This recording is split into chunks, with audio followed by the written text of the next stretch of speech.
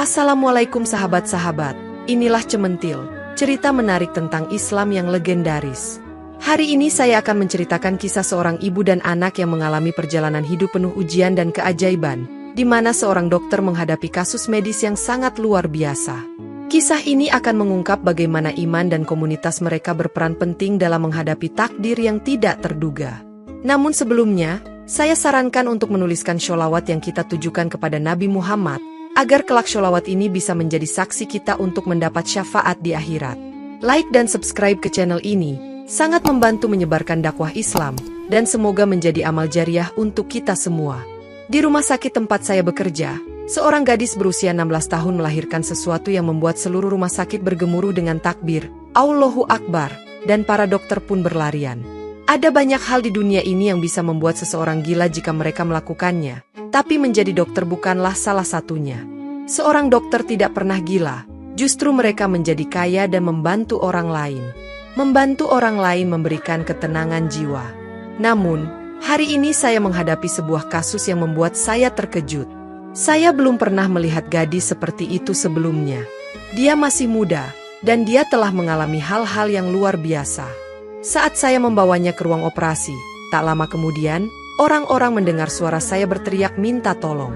Saya berkata, tolong, ada yang bantu saya, tolong, jika tidak, sesuatu yang buruk akan terjadi pada saya hari ini. Semua staf rumah sakit terkejut, apa yang terjadi pada Dokter Safia? Setelah itu, semua dokter berlari ke arah saya. Saya memanggil tim dokter lengkap, dan setelah prosedur selama 16 jam, kami berhasil menangani kasus ini. Selama 16 jam, kami semua merasa heran dan cemas. Ini mungkin adalah kasus terbesar yang pernah terjadi di rumah sakit kami, mungkin bahkan di seluruh dunia. Seorang dokter senior berkata, kasus-kasus besar memang terjadi di rumah sakit, tapi hari ini benar-benar luar biasa. Saya ingin menceritakan kisah ini kepada kalian semua. Ketika saya melakukan ultrasonografi pada gadis itu, ternyata di dalam perutnya bukan 1, bukan 2, bukan 10, tapi 100. Setidaknya itulah yang terlihat di monitor USG. Hari itu adalah hari biasa. Awalnya saya duduk bersama rekan-rekan dokter. Tidak ada kasus yang harus ditangani. Sore hari menjelang maghrib, saya meminta asisten untuk membawa teh dan makanan. Cuaca sangat panas, dan kami bertugas di rumah sakit desa ini. Rumah sakitnya tidak besar, tapi pasiennya kebanyakan wanita dengan kasus-kasus unik. Ada wanita yang tidak menyadari kehamilannya hingga 5 atau 6 bulan, dan baru tahu setelah itu karena mereka tidak pernah melakukan ultrasonografi sebelumnya, karena ibu mertua mereka tidak mengizinkan. Ada juga wanita yang datang tiba-tiba dan berkata bahwa mereka akan melahirkan hari itu juga, tanpa pemeriksaan atau tes darah sebelumnya. Saya sedang membahas hal ini dengan rekan dokter saya, tentang bagaimana seharusnya wanita-wanita ini diberi peringatan. Dia berkata, itu memang benar, tapi saat ini hanya ada 2 dokter di sini. Jika ada kasus darurat, bagaimana kita bisa mengatasinya? Saya berkata, tidak akan ada kasus darurat, saya rasa tidak akan ada masalah. Tapi ternyata, hari itu adalah hari yang paling menantang dalam karir kami. Ketika gadis itu masuk bersama ibunya, saya tidak tahu bahwa dia akan melahirkan. Dia mengenakan gaun lebar dan duduk di bangku. Ibunya pergi ke meja resepsionis.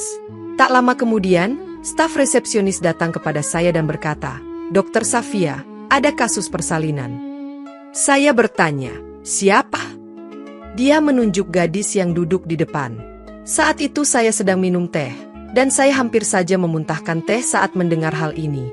Saya bertanya, apa yang terjadi dengan gadis ini? Dia masih sangat muda. Memang, ini adalah daerah yang tradisional, dan kami telah melihat kasus-kasus wanita muda sebelumnya, tapi kasus ini terasa aneh. Saya berkata, baiklah, tanyakan padanya apa yang terjadi. Buat laporan lengkap dan beritahu saya. Resepsionis itu berkata, Dokter, ini sepertinya kasus yang rumit. Belum ada tes atau ultrasonografi yang dilakukan sebelumnya. Dia hanya mengatakan bahwa dia tidak merasa baik-baik saja. Saya berkata, baiklah, mari kita lakukan ultrasonografi terlebih dahulu. Saya berkata pada rekan saya, Dokter Irman, saya akan menangani kasus ini. Kamu bisa melakukan pemeriksaan di ruang perawatan, lalu kita lihat apa yang terjadi. Saya pikir ini hanya kasus biasa. Dia berkata, "Baiklah. Kami berbicara seperti dokter biasanya." Gadis itu datang bersama saya, dan saya berkata, "Mari kita lakukan ultrasonografi." "Namamu siapa?" saya bertanya. "Kamu menikah sangat muda ya?" Dia tidak menjawab, seakan-akan dia malu.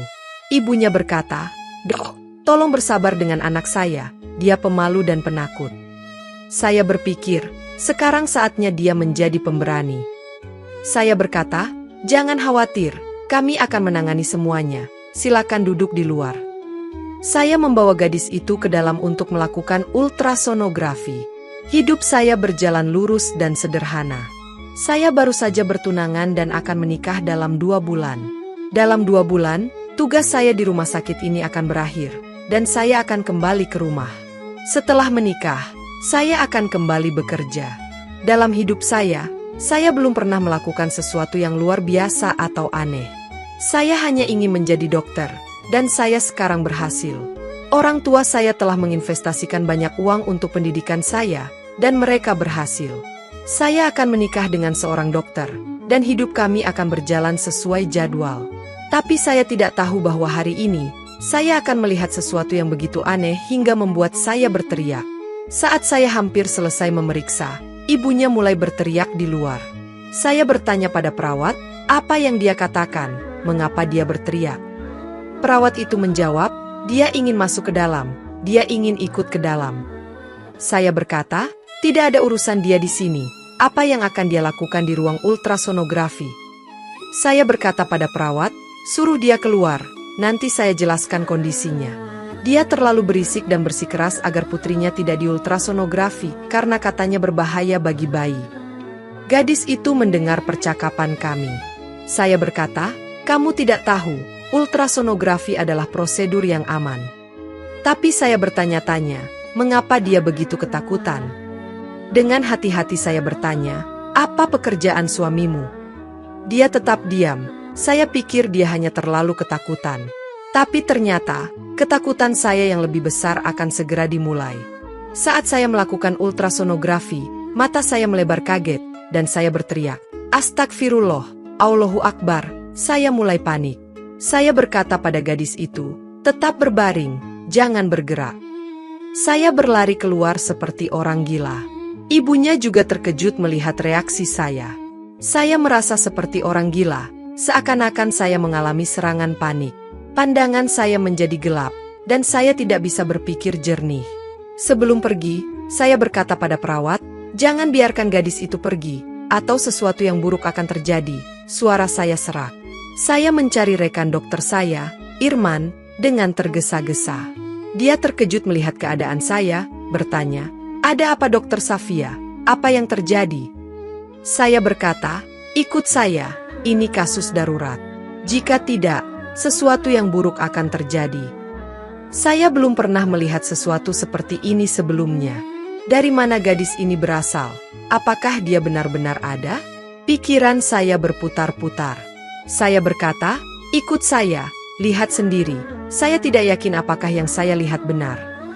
Dia berkata, tenang. Tenang, apa yang terjadi? Kamu terlihat aneh, mari kita lihat bersama. Ketika dia melihat hasil ultrasonografi, dia terlihat lebih terkejut daripada saya. Dia berkata, panggil dokter-dokter lain segera, kita perlu bantuan dari rumah sakit terdekat. Kasus ini terlalu besar untuk kita tangani berdua. Ibunya terus berteriak di luar.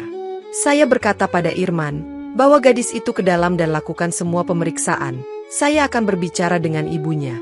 Panggil semua dokter yang bisa dihubungi, kita perlu tim dokter lengkap, setidaknya 10-12 dokter. Irman berkata, baiklah, saya akan mengurus semuanya, kamu bicara dengan ibunya.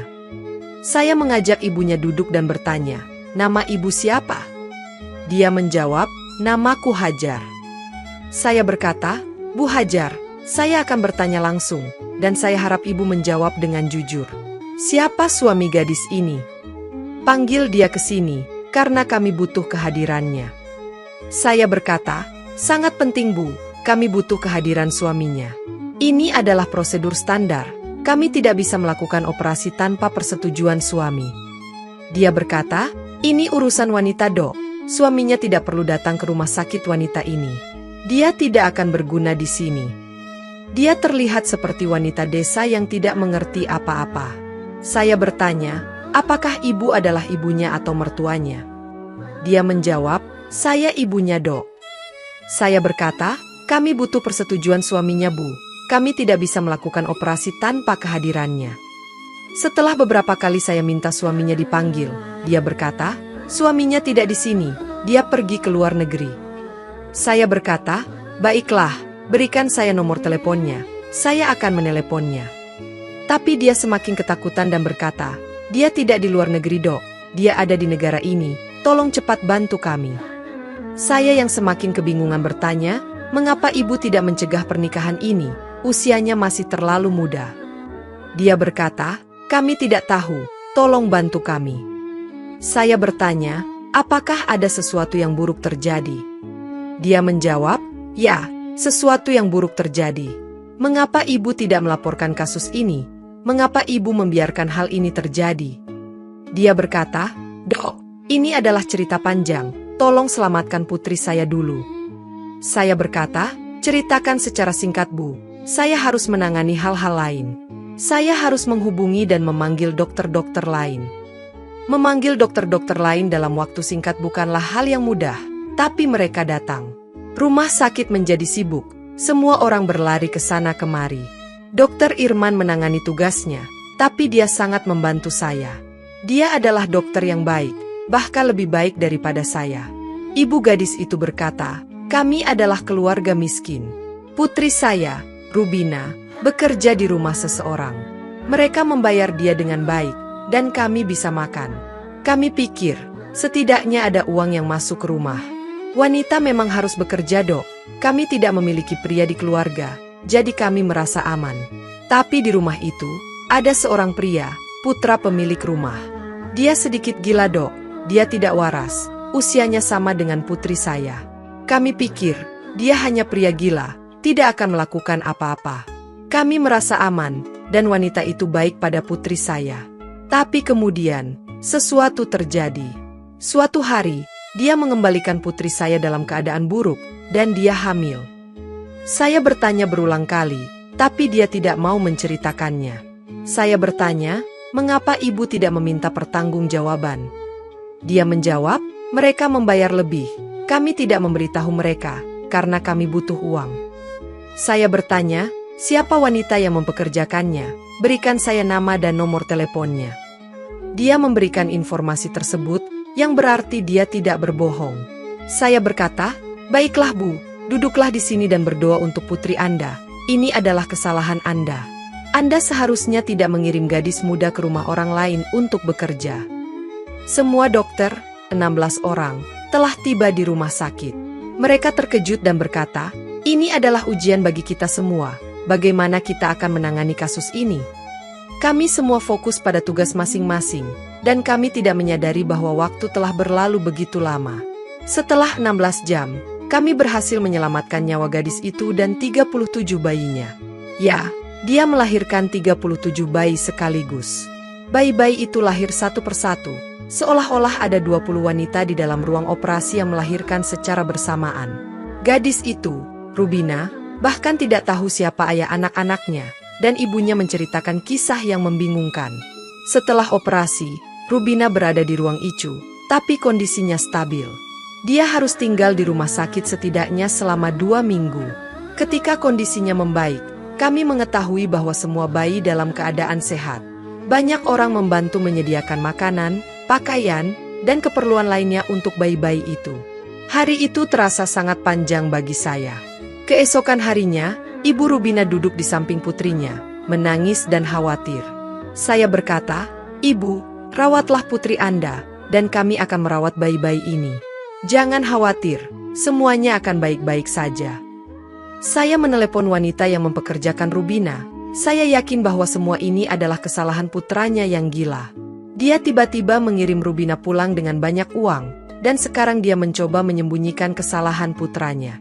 Saya meneleponnya dan berkata, saya Dr. Safia dari rumah sakit ini. Saya menangani kasus seorang gadis bernama Rubina, yang bekerja di rumah Anda. Anda tiba-tiba memecatnya, dan sekarang semua ini terjadi. Beritahu saya, siapa ayah anak-anaknya?" Wanita itu berkata, "Apakah Anda gila? Apakah Anda benar-benar dokter? Tidak ada gadis yang bekerja di rumah saya. Ada seorang wanita bernama Hajar yang bekerja di rumah saya, dan putrinya bernama Rubina. Tapi saya mendengar bahwa dia adalah wanita yang buruk, maka dari itu saya memecatnya. Siapa yang mengatakan bahwa putra saya gila? Dia tidak gila. Saya memiliki 4 putra, 2 di antaranya menjadi dokter seperti Anda. Semoga mereka tidak menjadi gila seperti Anda. Mungkin Anda menelepon orang yang salah. Saya memiliki 1 putra di kepolisian, dan 1 putra lagi di perguruan tinggi. Saya juga memiliki 2 putri. Jika Hajar ada di rumah sakit, jangan mendengarkan ceritanya. Dia adalah wanita berbahaya. Semoga Allah melindungi Anda." Dia lalu menutup telepon dengan kasar. Saya memegang kepala saya, tidak percaya dengan apa yang baru saja terjadi. Saya bertanya pada dokter lain, bagaimana kondisi bayi-bayi itu? Apakah mereka baik-baik saja? Mereka berkata, bayi-bayi itu sehat, tapi kami khawatir tentang masa depan mereka. Kami akan membiarkan media mengetahui hal ini, agar banyak orang datang membantu.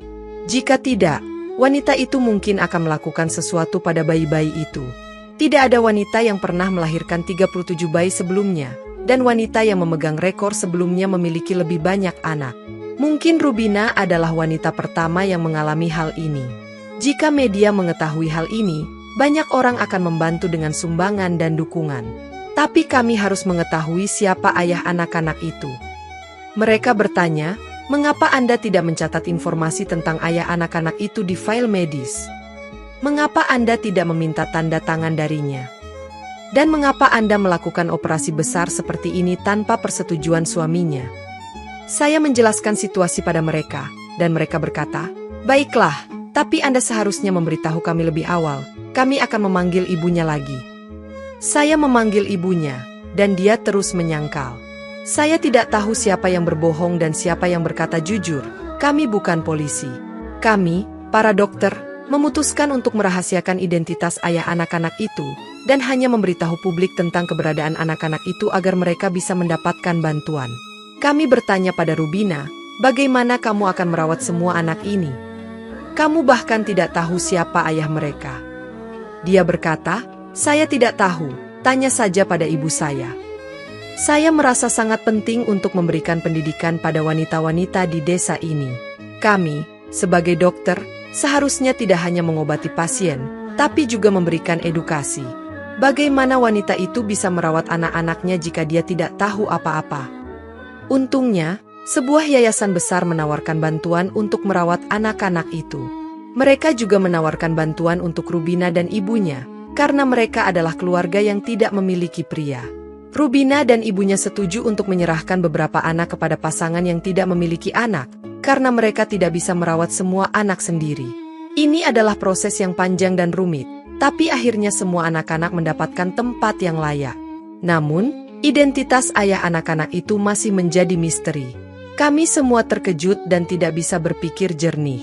Saya merasa seperti saat pertama kali mengetahui bahwa Rubina akan melahirkan 37 anak. Setelah Rubina pulih, dia dipindahkan ke rumah sakit lain, dan ibunya juga ikut merawatnya. Sekarang, kami memiliki ribuan pasien lain yang membutuhkan perhatian kami. Saya pergi mencari tahu tentang Rubina dan ibunya, dan saya terkejut mengetahui bahwa ayah Rubina masih hidup. Dia meninggalkan Rubina dan ibunya karena perilaku mereka yang tidak baik. Tetangga-tetangga mereka mengatakan bahwa Rubina dan ibunya adalah wanita yang tidak baik, dan Rubina adalah korban dari perbuatan ibunya. Saya pergi ke yayasan tempat Rubina dan ibunya tinggal, dan saya bertanya pada wanita yang bertanggung jawab di sana. Dia berkata, "Kami adalah orang-orang yang baik, Dok. Kami tidak melakukan hal-hal yang tidak pantas. Tapi kami akan mengawasi mereka dan merawat anak-anak itu." 2 anak telah diadopsi oleh pasangan yang tidak memiliki anak, dan wanita itu sendiri mengadopsi 2 anak lainnya. Dia terlihat bahagia dan tidak khawatir.